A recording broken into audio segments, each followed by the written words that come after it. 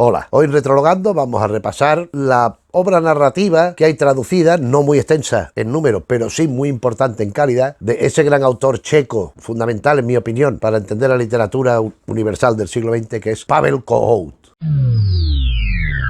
Pavel Kohout nació en 1928, él es checo, y es un personaje que ha tenido muchísimo que ver en la evolución hacia algo más humanitario, más socialmente aceptable de un programa político, una ideología tan importante como es el comunismo. Él fue un convencido, es un convencido comunista, pero piensa que esa ideología hay que humanizarla. El socialismo tiene que transformarse después de una época donde se ha visto que la dictadura del proletariado no funcionaba. Tiene que ser más abierto de miras, tiene que ser más sensible a los cambios sociales y tiene que ser, en definitiva, más humana la ideología. Consecuencia de ello, pues en una de las novelas concretamente habla de esto, pero consecuencia de ello él interviene en la llamada Primavera de Praga, consecuencia de lo cual se tiene que exiliar de Checoslovaquia. Él va mucho a su país, él es un abanderado de su país, pero vive exiliado. Con su obra prohibida en su propio país, pues se fue a vivir a Austria, donde en 1975 le otorgaron el premio a la obra literaria europea, Premio Europa, que hay en Austria, de la literatura europea. Pues el premio a la obra mejor recayó en él. Ya pasados los años, pues ya se ha establecido, sigue en Viena, pero también en Praga, vive a caballo de un lado y otro. Él al principio se dio a conocer como autor infantil, como periodista.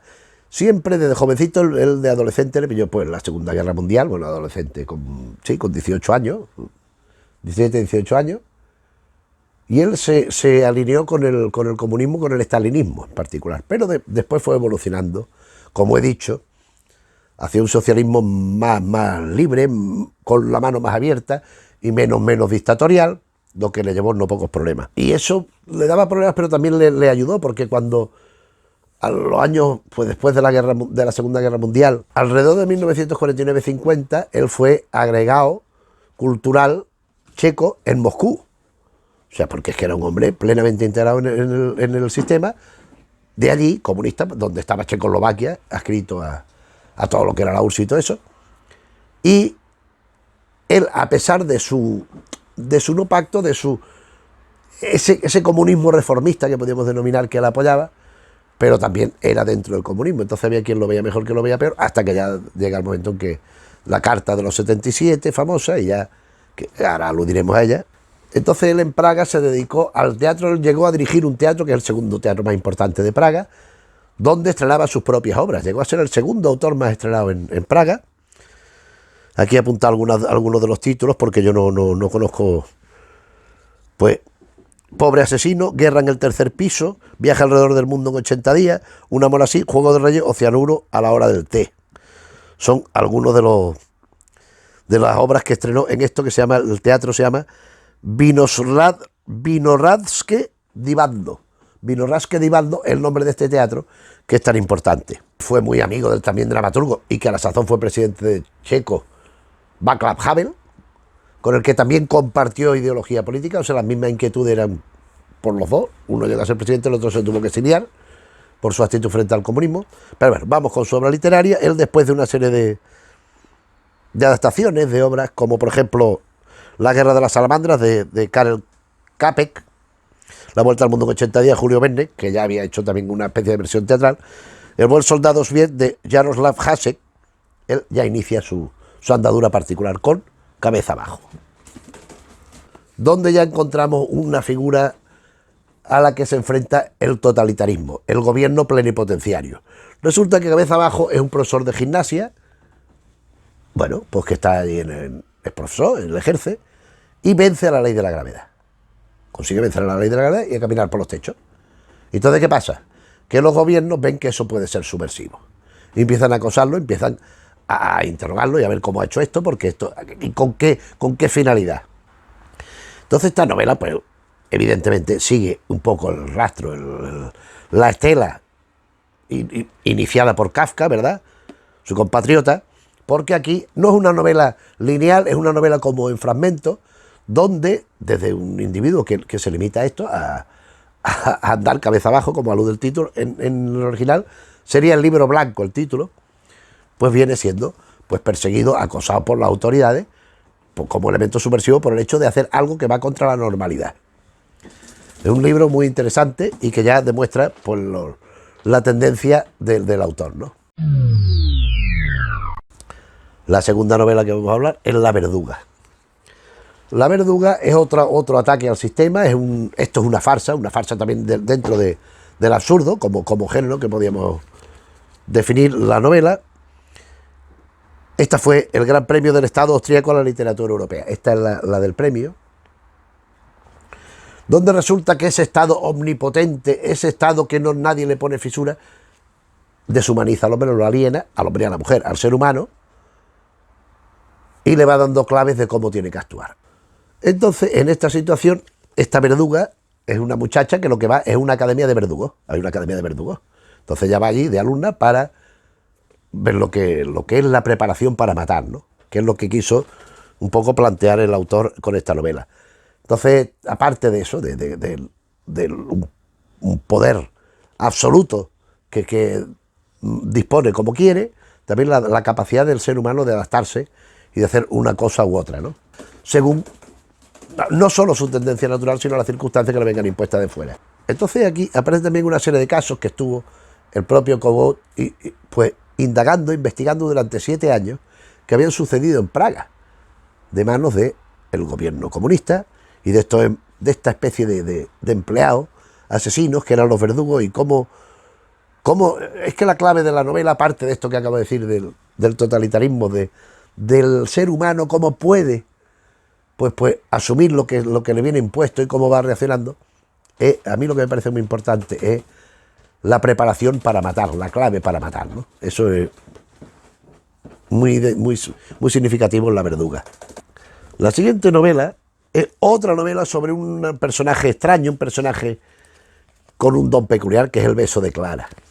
El beso de Clara es una especie podríamos decir, es una visión sobre un adolescente que tiene visiones y que tiene, pues como esta gente que ve a la Virgen y que hace milagros y tal, ¿no? Aquí este adolescente pues es como una especie de clarividente. Entonces ve lo que va a suceder y le va diciendo a uno y otro, en una ciudad pues normal que tiene su policía, tiene su alcalde, tiene su cura y tal y cual. Y le va diciendo a cada uno qué es lo que ve, porque es qué es lo que ve o qué es lo que quiere, porque aquí también es una novela de un tono más dulce, más agradable, más positivo que las anteriores, también dentro de esa vorágine de absurdo, pero aquí la clave está en cómo reacciona cada uno a lo que le dice la muchacha. Es decir, hay quien reacciona, oye, si hace esto va a terminar mal, pues lo evito, o si sigue con este comportamiento va a terminar mal, ya no le hago caso, esta nada más que dice tonterías porque no ve nada. Entonces las reacciones de la gente, pues un poco como demostración de lo que el pueblo es en el que él vivía, el pueblo de Praga. Y vamos con otra novela muy importante. Las 3 que quedan, 2 son muy importantes, aparte de las que ya hemos dicho. A mí Cabeza Abajo y La Verduga me parecen obras maestras, como me lo parece también Donde está enterrado el perro. Y aquí hay que aludir, aunque sea brevemente, a la Carta 77 de Praga. La Carta 77 fue una carta dirigida a las autoridades, donde una serie de intelectuales que lo firmaban, eran 100 y pico, solicitaban eso, que el comunismo cediera del estalinismo a un cierto carácter reformista, un socialismo más humano en definitiva. Reacción del poder, prohibirlo y atacarlo. A partir de entonces, difundir el manifiesto de esta Carta 77 ya era un delito, ya era un crimen, considerado un crimen políticamente, y había que tomar represalias contra los que habían intervenido en el asunto. Y en eso consiste la novela, donde es una novela autobiográfica, en cierta manera.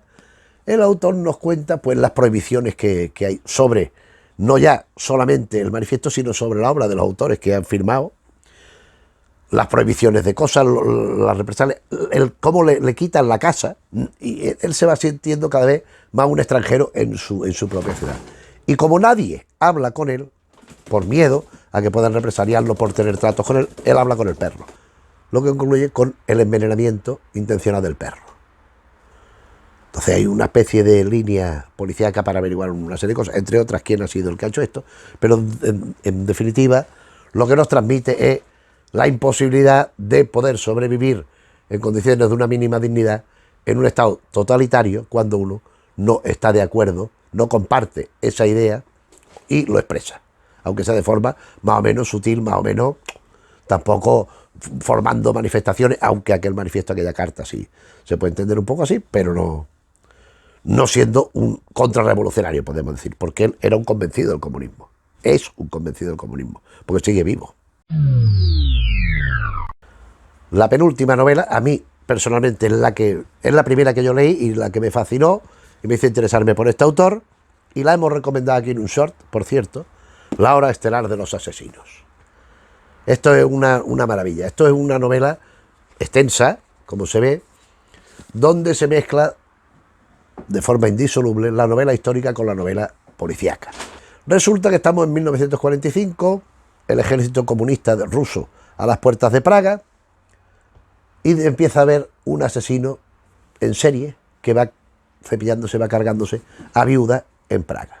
Hay un joven subinspector, Jan Morava, al que le encomienda la investigación desde pues, la policía checa del momento, pero resulta que una de las viudas, en cierto momento asesinada, es la viuda de un general alemán, en cuyo caso ya interviene también la Gestapo, a través de otro individuo, de otro policía, un inspector jefe, Erwin Buback.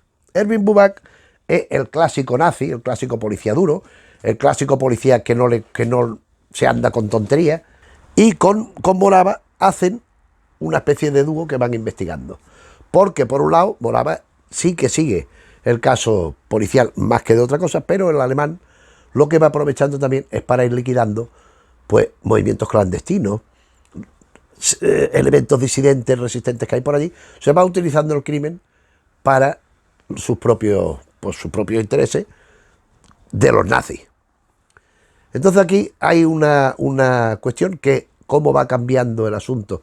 Praga ocupada por los nazis, los rusos esperando la puerta para entrar, y cómo va a ir cambiando el tema, toda vez que hay también una historia de dos personajes como son Morava y Buback, que no pueden ser más opuestos, y sin embargo, unidos por un interés común, pueden llegar al compromiso unidos y ir pues desarrollando su investigación y conseguir pues lo que buscan, que es detener al asesino. Pero claro, en Praga es cuando, ya sabiendo que están allí los rusos cerca, empiezan los levantamientos populares contra los nazis, contra los alemanes, tal y cual. Y eso también el asesino lo puede utilizar a su favor, para, desde el levantamiento popular, ir en contra de los investigadores que están a punto de darle caza. Es una novela compleja, pero es una novela excelentemente escrita, y donde los asuntos que va tocando, tanto el tema del asesino, es el tema detectivesco, como pues todo lo que la transformación, el paso de la ocupación autoritaria nazi para, o sea, la ilusión del pueblo de que va a haber un cambio, de que va a haber una mejoría en el estatus social de la gente cuando vengan los que están fuera, cuando ya sabemos lo que va a suceder. En fin, a mí La hora estelar de los asesinos, que es un título polisémico, porque los asesinos son el asesino de viuda, son los nazis, y son, aunque no pretendía decir esto de forma radical, pero sí también esos populistas, comunistas que están pues para entrar en Praga. Y vamos con la última novela, La larga ola tras la quilla. Esto es la historia de un crucero donde, por determinadas razones, van dos parejas muy, muy particulares. Por un lado, hay una muchacha que es psicóloga, que va con un tío suyo, que sufre una enfermedad degenerativa, que está pasando por un bache matrimonial, un hombre ya de avanzada edad, y sus peleas y sus discusiones frecuentes con la mujer, que le engaña que tal y que él cree que lo va a dejar solo, está induciéndole al suicidio. Entonces su sobrina decide llevárselo al crucero para que cambie de opinión. Por otra parte, hay un muchacho joven cuyo íntimo amigo ha muerto de una sobredosis, estaba desesperado, y entonces ha cogido a su abuela y la ha invitado a un crucero, que es el mismo crucero. Entonces se conocen las dos parejas. Entonces, ¿qué pasa? Que por un lado hay la relación de los jovencitos, podemos decir, más natural, más normal, más corriente, y por otra se produce un encuentro entre los dos ancianos. Porque el señor, el tío de la muchacha, es un cirujano muy importante suizo. Y la abuela del muchacho es una mujer que tenía una empresa muy importante de cementos en Alemania, cerca de Suiza. Entonces hay recuerdos que comparten, aunque de distinta forma, la orientación de la memoria y de los sentimientos de la Segunda Guerra Mundial, tema muy presente, como hemos visto, como no puede ser de otra manera, en otras novelas, en especial en La hora estelar de los asesinos, y va estableciéndose una relación de complicidad al tiempo que de disensión, porque piensan de distinta manera. Y hay un cierto enfrentamiento entre los ancianos también. A mí me parece una novela muy, muy ingeniosa. No vamos a decir un paso atrás respecto a la anterior, pero a mí me gustó mucho, pero no tanto como la otra. Esta del hombre, la otra es que tiene una acción trepidante, una estructura, esa de la novela histórica policíaca, la Segunda Guerra Mundial, los nazis, los que iban haciendo, cómo iban aprovechando para represaliar otras cosas que no tienen nada que ver con los asesinatos. Y aquí encontramos esa importancia de la memoria, pero también en dos ancianos que están enfermos, porque la abuela, no lo he dicho, pero también tiene otra enfermedad, y cómo van replanteándose la vida desde una postura, pues eso de ser ya unas personas pues decrépitas y ya más próximas a la muerte que a una nueva vida, como les ocurre a los jóvenes, al nieto de ella y a la sobrina de los mayores, que están emprendiendo una vida y que quizás pueden hacer de forma conjunta, como pareja. Y eso en un barco, con las limitaciones que eso conlleva, con el aislamiento respecto al resto del mundo, con todas estas cosas que, aunque sea un viaje largo de barco. Y esto es la larga ola tras la quilla de Pavel Kout, es decir, la ola que va dejando detrás la estela, que va dejando el barco al moverse, esa es la larga ola tras la quilla, la que va provocando y que se puede llevar muchas cosas por delante. Pavel Kout después también tiene unos libros de memorias que aquí me relacionan, que yo no conozco, un volumen doble, Mi vida con Hitler, Stalin y Havel, Václav Havel, y El diario de un contrarrevolucionario, que es un libro que publicó en alemán en el año 69 y tardó pues casi 20 años en publicarse en su idioma original, en checo. Y bueno, es un autor respetadísimo, un autor que ya digo, con un montón de obras de teatro, con libros de pensamiento, con artículos, muchos, y estas 6 novelas, tiene más novelas, bastantes más. Pero esto es lo que hay traducido al castellano, y yo, si ya el inglés lo domino más o menos, el portugués, el italiano, el francés algo peor, pero también, ya el checo es que ni idea, es como si me hablan en griego o en chino, ¿verdad? Pues eso. Pero estas traducciones que además están bastante bien, están traducidas con un lenguaje que se entiende bien, que no hay que estar recomponiendo las frases ni nada de esto. Son unas novelas que están muy bien escritas y que transmiten esa inquietud. Es un personaje perfecto para alguien, por ejemplo, al que le guste Kafka. Pues, por ejemplo, hay un autor fundamental del que ya hemos hablado aquí en el canal, por supuesto, fue un gran amigo mío, tuve esa suerte, que es un engranaje para conseguir la continuidad de lo que empieza Kafka, ¿no? Que es Javier Tomeo. Javier Tomeo, en muchos sentidos, enlaza con Kafka y evoluciona a Kafka. Y Pavel Kout también hace lo mismo, sobre todo en las novelas iniciales.